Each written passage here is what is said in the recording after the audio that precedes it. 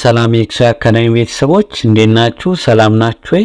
ሻውን ላይ ዛሬ የስምንተኛ ክፍል ሶሻል ስተዲ ፓርት 2 ዘ ኔቸር ኦፍ ስሌቭ ትሬድ የሚለውን እናያለን ማለት ነው። ለዚህ ቻናል አዲስ የሆናችሁ ተማሪዎች ሰብስክራይብ፣ ላይክ እና ሼር በማድረግ ሌሎች ቪዲዮዎችን ስንጭ እንዲደርሳችሁ አድርጉ። እንዲሁም ምንም አይነት ጥያቄ ወይም ኮሜንት ካላችሁ ቴሌግራም ቻናላችን ጆይን ማድረግ የሚችሉ ይሆናል። እንዲሁም ታይ ዲስክሪፕሽን ቦክስ ላይ በተቀመጠው ስልክ ቁጥር ብትደውሉልን እኛን ማግኘት የምትችሉ ይሆናል ማለት ነው። እስኪ የዛሬውን ክላሳችን ጀምር።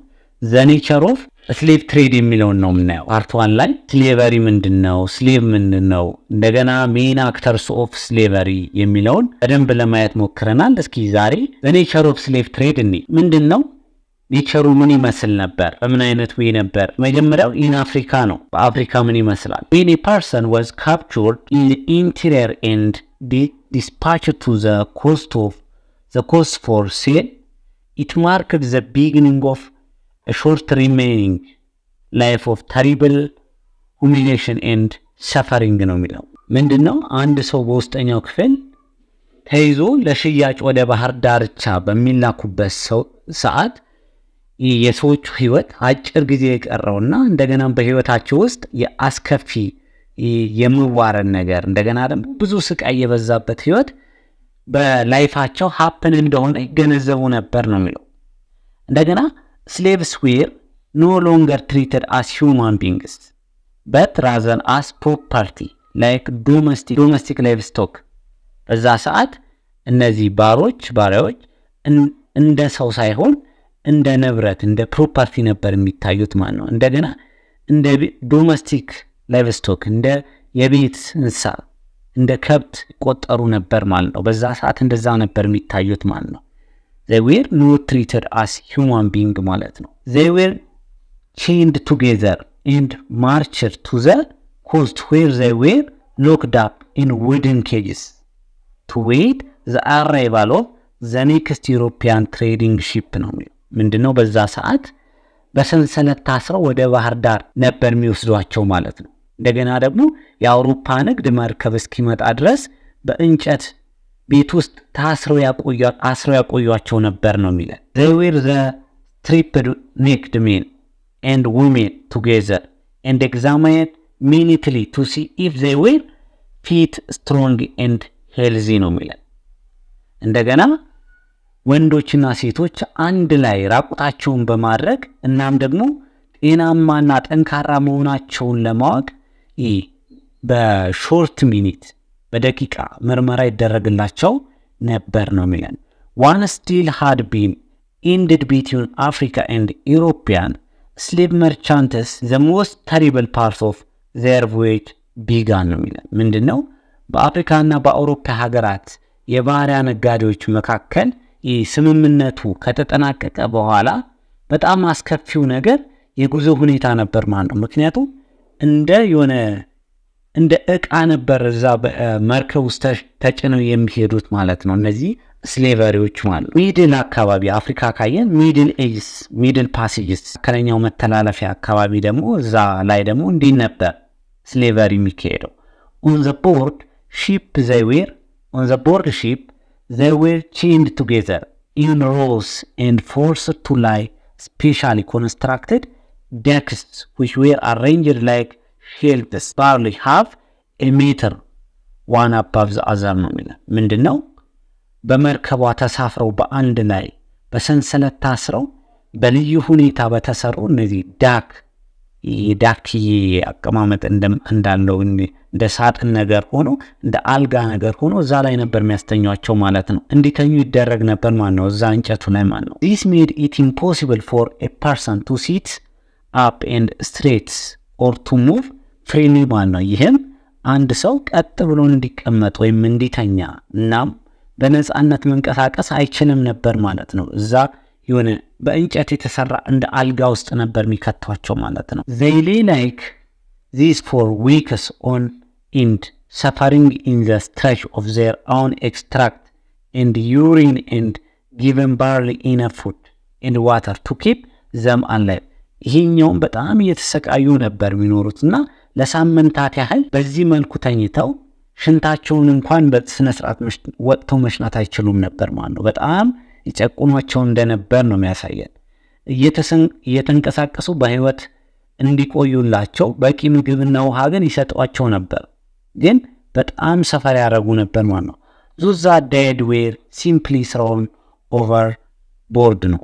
እዛ አካባቢ በዚህ ሁኔታ የሚሞቱ ሰዎች ዝም ብሎ ባህር ላይ ነበር የሚጣሉት ማለት ነው። ኦን አቨሬጅ ቢትዊን 15 and 13% could be expected to die of disease, maltreatment or exhaustion during the 3 to 6 weeks of the transatlantic crossing ነው የሚለው። ኦን አቨሬጅ ከ15 እስከ 30% በበሽታ ወይም እንደዚህ ስለሚበድሏቸው ስለሚሰቃዩ በስቃይ ወይም በድካም ይሞቱ እንደነበር ነው የሚያሳየን። ይሞታሉ ተብሎ የሚጠበቀው ከ3 እስከ 6 ሳምንታት ባለው የአትላንቲክ መሸጋገሪያ ወቅት ነበር ማለት ነው። ሌላው አሜሪካ አካባቢ ደግሞ life on the plantation of the new world was hard and short ነው። እዚህ ፕላንቴሽን አካባቢ ምንድነው ይህ ኒው ወርልድ አዲሱ ዓለም ላይ ምንድን ነበር? ላይፍ በጣም ከባድና አጭር ነበር ማለት። some never survived the trauma and depression of leaving Africa and transatlantic voyage ነው የሚለው። ጥቂቶች አፍሪካን ለቀው በመውጣታቸውና በአትላንቲክ የባህር ጉዞ ከደረሰባቸው ጉዳትና ድብርት በህይወት ሰርቫይቭ ማድረግ አይችሉም ነበር። በቃ ቶሎ ነበር የሚሞቱት ማለት ነው።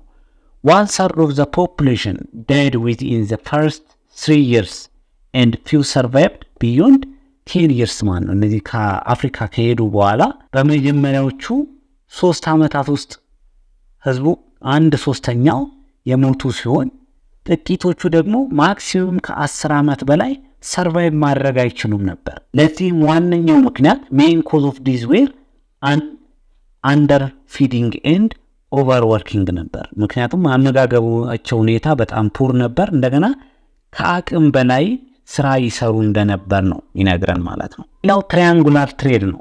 ይህ ትራያንጉላር ትሬድ የምንለው ወይም የሶስትዮሽ ንግድ የምንለው is a route between Africa, Europe and America during the Atlantic slave trade ማለት ነው። በአትላንቲክ ስሌቭ ትሬድ ውስጥ ጊዜ በአፍሪካ በኢሮፕና በአሜሪካ መካከል የሚካሄደው ትራያንጉላር ትሬድ እንለዋለን ማለት ነው። እዚህ ጋር አፍሪካ አለ፣ እዚህ ጋር አሜሪካን አለች፣ እዚህ ጋር ደግሞ ኢሮፕ አለ። በሶስትዮሽ መካከል የሚካሄደው ነው ትራያንጉላር ትሬድ የምንለው ማለት ነው። እሱም ደግሞ from Europe to Africa ነው። ከአውሮፓ ወደ አፍሪካ የሚገቡ ነገሮች ነበሩ፣ ምርቶች ፕሮዳክቶች ነበሩ። ምንድን ናቸው?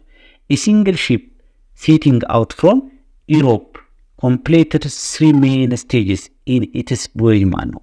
3 ስቴጆች ነበሩ ከኢሮፕ ወደ አፍሪካ ፕሮዳክቶች የሚገቡበት ማለት ነው። የመጀመሪያው the first stage carried manufactured goods from Europe to አፍሪካ ማለት ነው። የተመረቱ ፕሮዳክቶች ከኢሮፕ ወደ አፍሪካ ይገቡ ነበር። the principal European imports to Africa were እነዚህ ምንድናቸው? ዋናዎቹ ወደ አፍሪካ የሚገቡት በርካሽ የሚመረቱ እቃዎች በዋናነት ብርጭቆ፣ እነዚህ የድድ ጨርቅ፣ ሜታል ሃርድዌር ምንላቸው ርካሽና ደረጃቸውን ያልጠበቁ ሽጉጦች ሲገቡ ነበር ወደ አፍሪካ ማለት ነው። ከኢሮፕ ወደ አፍሪካ። ሌላው ከአፍሪካ ደግሞ ወደ ኒው ወርልድ የሚሄዱት ደግሞ ምን አይነት ፕሮዳክቶች ነበሩ? በዋናነት ስሌቭ ነው። slaves were sold for 2 or 3 times what they had cost on the African coast ማለት ነው። እንግዲህ ከአፍሪካ ከሚገዙበት እዛ ሄደው በ2 ወይም በ3 እጥፍ ነበር የሚሸጡት ማለት ነው። they were sometimes sold for cash which was then used to buy plantation crops ማለት ነው። ምንድነው? እነዚህ አንዳንዴ sometimes በጥሬ ገንዘብ ይሸጡ ነበር፣ ከዚያም የእርሻ ሰብሎች ላይ ያገለግሉ ነበር። እነዛ ውጭ ሀገር ላይ ሄደው ኒው ወርልድ ላይ ማለት ነው። at that time especially on the sugar producing islands slaves were directly bartered in exchange for sugar which was then sold in Europe ነው የሚለን። ምንድነው? በተለይም ስኳር አምራች በሆኑት ደሴቶች ባሪያዎች በቀጥታ በስኳር ኤክስቼንጅ ይደረጉ ነበር ነው የሚለን። ምንድነው? ጀስት የሆነ ኳንቲቲ ያህል ሹገር ይሰጧቸዋል። እነዚህ ደግሞ ባሪያ ይሰጧቸው ነበር ማለት ነው አፍሪካዎች። ከኒው ወርልድ ወደ ኢሮፕ የሚሄዱት ደግሞ ፕሮዳክቶች ነበሩ፣ ሸንኮራ አገዳና ቡና ፍሮም ብራዚል። ከብራዚል ሹገር ኬን ፍሮም ዘ ካራቢያን አይስላንድ ኤንድ ቶባኮ ኤንድ ኮተን ፍሮም ሳውዘርን ፓርት ኦፍ ኖርዘርን አሜሪካ ማለት ነው። እነዚህ ከኢሮፕ ሹገር ኬን እና ኮፊ፣ ኢሮፕ ዌር ሹገር ኬን እና ኮፊ ፍሮም ከብራዚል ማለት ነው። ከብራዚል ወደ ኢሮፕ የሚመጡት ፕሮዳክቶች ሹገር የሸንኮራ አገዳና ኮፊ ነበሩ። እንደገናም ደግሞ ሹገር ኬን ደግሞ ከካራቢያን አይስላንድ ይመጣለት ነበር ወደ ኢሮፕ ማለት ነው። እንደገና ቶባኮ እና ኮተን ፕሮዳክቶች ከሳውዘርን ፓርት ኦፍ ኖርዝ አሜሪካ ከሰሜን አሜሪካ ደቡባዊ ክፍል ይመጣላት ነበር ማለት ነው። ምን ቶባኮ እና ኮተን። ዘ አቦሊሽን ኦፍ ስሌቭ ትሬድ ምንድነው? አቦሊሽን ኦፍ ስሌቭ ትሬድ የባሪያ ንግድ መወገድ ምክንያቶች ምንድን ናቸው? የመጀመሪያው ፖለቲካል ፋክተር ነው። ሁለተኛው ደግሞ ኢኮኖሚክ ፋክተር ነው። ፖለቲካል ፋክተር ዘ አሜሪካን ዋር ኦፍ ኢንዲፔንደንስ አጌንስት ብሪቴን 1776 እስከ 1783 አባውት ወደ 7 ዓመት የቆየ ማለት ነው። ኤንድ ዘ ፍሬንች ሪቮሉሽን 1789 አካባቢ ኢን ዘ ኔም ኦፍ ላይቤሪቲ ኢኳሊቲ ኤንድ ፍራተርኒቲ ፕሮቫይድድ ኢምፖርታንት ስቲሙሌሽን ፎር ዘ አቦሊሽን ኬዝ። ምንድን ነው? የአሜሪካን የነጻነት ጦርነት ለ7 ዓመት የቆየው እና የፈረንሳይ አብዮት በ1789 አካባቢ በነጻነት በእኩልነትና በወንድማማችነት ስም ለማጥፋት በዋናነት ጥሩ ማነቃቂያ ነበር ማለት ነው። ይሄ ስሌቨሪን ለማጥፋት ማለት ነው። There was a growing belief among European intellectuals in the universal right of human beings to freedom and equality, which finally led to abolition. ይህም በአውሮፓውያን ምሁራን መካከል የሰው ልጅ የነጻነትና የእኩልነት መብት ላይ ያለው እምነት ከጊዜ ወደ ጊዜ እየጨመረ መጣ ነው። እንደገናም ደግሞ ይሄም ደግሞ ምን አደረገ? ስሌቨሪን እንዲጠፋ ምክንያት እንደሆነ ነው የሚነግረን። ኢኮኖሚክ ፋክተር ነው ሁለተኛው ማለት ነው። ኢሮፒያን ማኑፋክቸረርስ የአውሮፓ አምራቾች ፋውንድ ዛት ቺፕ ዌጅ ምንድነው? ርካሽ የሆነ ጉልበት አገኙ። ሌበር ኢን ኢሮፒያን ፋክተሪስ ማለት ነው። በአውሮፓ ፋክተሪ አካባቢ ቺፕ የሆነ ዌጅ አገኙ። was more efficient and less expensive than plantation slavery ማለት ነው። ስሌቨሪ ፕላንቴሽን ከሚያደርጉበት ባነሰ ምንድነው ርካሽ የሆነ የሰው ጉልበት የታገኙ ኢሮፒያን በአውሮፓ ፋክተሪዎች ውስጥ አገኙ ማለት ነው። በዚህም የተነሳ the manufacturers and their bankers were soon seeking new markets abroad and they looked again at Africa ማለት ነው። አዲስ ማርኬትስ ከውጭ መፈለግ ጀመሩ ማለት ነው አፍሪካ አካባቢ። as a result from the early 1800 አካባቢ Europeans and their government began to regard Africa as a source of raw materials. ይሄ source of slavery ከሚለው source of raw material አዳዲስ raw materials ከአፍሪካ እናገኛለን ብለው ማሰብ ጀመሩ ማለት ነው።